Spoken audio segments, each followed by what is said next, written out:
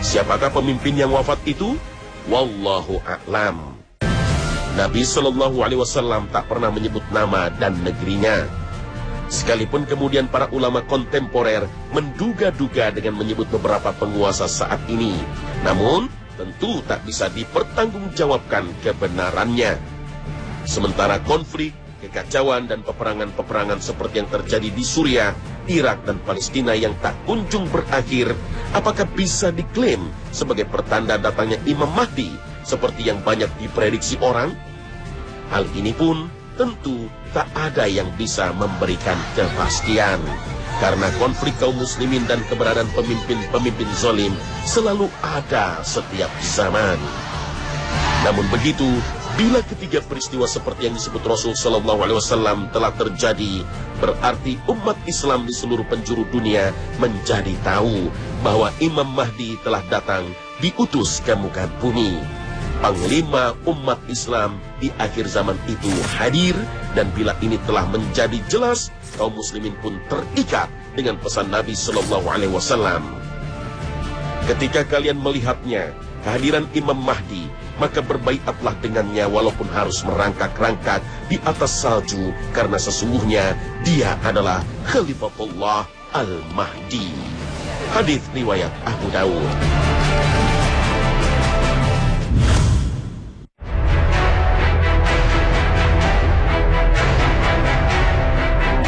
Imam Mahdi bukanlah nabi, bukanlah sosok yang maksum, tapi ia seorang pemimpin yang adil, seperti pemimpin-pemimpin adil lainnya yang pernah hadir dalam panggung sejarah Islam.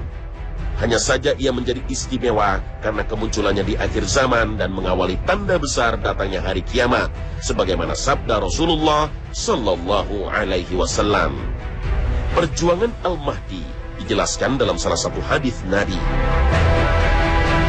Tidak akan terjadi hari kiamat sehingga kaum Rom turun di kota Amak, lembah Antioch selatan Turki, dan di Dabiq dekat Aleppo Syria.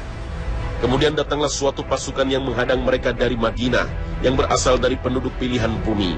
Dan ketika mereka sudah berbaris-baris, maka berkatalah orang Rom, biarkanlah, jangan kalian halangi antara kami dengan orang-orang yang memisahkan diri dari kami, yang masuk Islam untuk kami perangi. Maka kaum muslimin berkata, demi Allah, kami tidak akan membiarkan kamu memerangi saudara-saudara kami.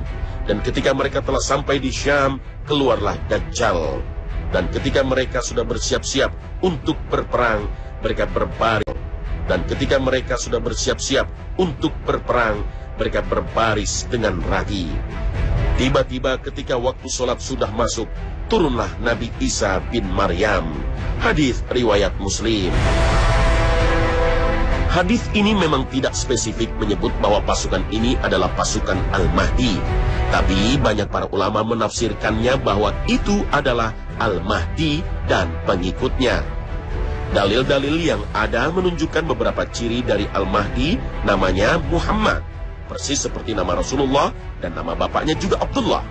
Dan ia adalah keturunan Rasulullah dari jalur Fatimah.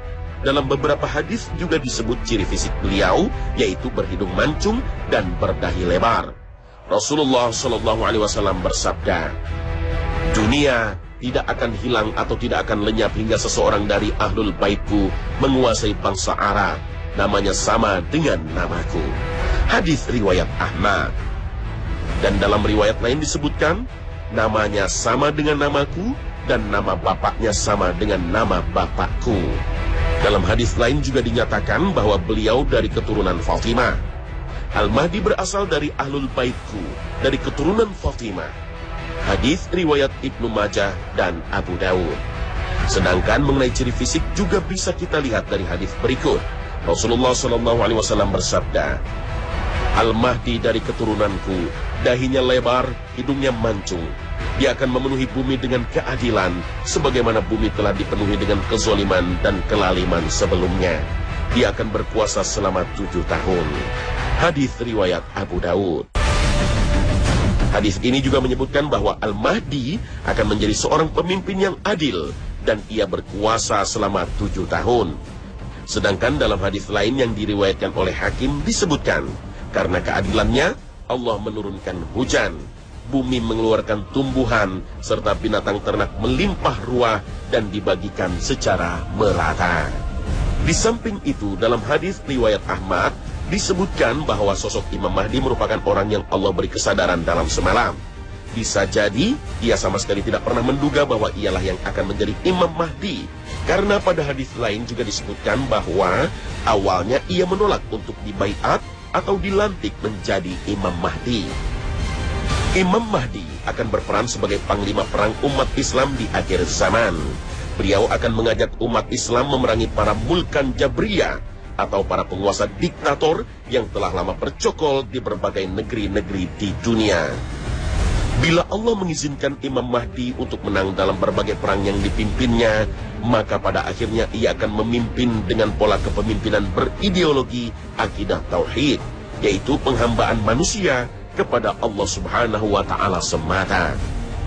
Banyak ghazawat atau perang akan dipimpin Imam Mahdi, dan subhanallah, Allah akan senantiasa menjanjikan kemenangan baginya. Rasul Shallallahu Alaihi Wasallam bersabda, kalian perangi Jazirah Arab dan Allah beri kalian kemenangan. Kemudian Persia, Iran, dan Allah beri kalian kemenangan. Kemudian kalian perangi Rum dan Allah beri kalian kemenangan. Kemudian kalian perangi Dajjal dan Allah beri kalian kemenangan. Hadis riwayat Muslim. Dalam hadis lain juga diterangkan peristiwa lain yang mengiringi kedatangan Imam Mahdi.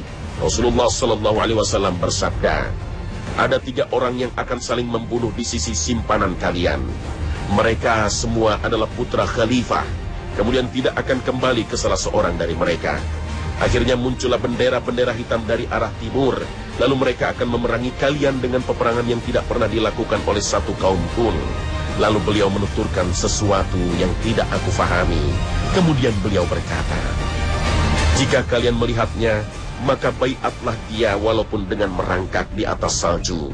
Karena sesungguhnya ia adalah Khalifah Allah Al-Mahdi. Hadits riwayat Ibnu Majah. Hadis berikut ini bahkan memberikan kita gambaran bahwa kedatangan Al-Mahdi akan disertai dengan munculnya pasukan berbendera hitam dari arah timur. Dan sampai hari ini masih banyak spekulasi tentang arah timur ini. Selain itu, dalam riwayat lain juga disebutkan bahwa kemunculan Al-Mahdi berdekatan dengan turunnya Nabi Isa alaihissalam. Ciri inilah yang tidak bisa dibuat-buat oleh siapapun. Rasulullah Shallallahu Alaihi Wasallam bersabda, Isa bin Maryam turun, lalu pemimpin mereka Al-Mahdi berkata, "Sholatlah mengimami kami." Dia berkata, "Tidak, sesungguhnya sebagian dari kalian adalah pemimpin bagi sebagian yang lainnya, sebagai satu kemuliaan yang Allah berikan kepada umat ini." Hadis riwayat Al-Harith bin Abi Usamah. Jika diperhatikan ciri-ciri Imam Mahdi yang disebutkan di dalam hadis-hadis yang bisa diterima, maka dapat kita kelompokkan ciri tersebut menjadi 2 ciri. Pertama, ciri yang bisa terdapat pada siapa saja selain Al-Mahdi, seperti kepemimpinan yang adil, murah hati, keturunan Nabi SAW, dahinya lebar, hidungnya mancung, pengikutnya memakai bendera hitam yang datang dari arah timur. Sedangkan ciri yang kedua, inilah yang menjadi bukti pamungkas akan keaslian Al-Mahdi yang tidak dapat ditiru atau dipalsukan oleh siapapun, yaitu bertemunya ia dengan Nabi Isa alaihissalam, bahkan menjadi imamnya. Wallahu a'lam. Pemirsa Khazanah, kemunculan Imam Mahdi merupakan tanda semakin dekatnya hari kiamat. Sebagai orang beriman, kita wajib meyakini kebenaran informasi dari hadis Rasul Shallallahu Alaihi Wasallam, termasuk dalam hal kemunculan sosok Imam Mahdi. Ini tidak berarti kita langsung percaya begitu saja ketika ada suatu kelompok yang mengklaim bahwa merekalah pengikut Al-Mahdi dan dari merekalah Al-Mahdi. Jika saat itu datang, maka Allah akan menuntun orang beriman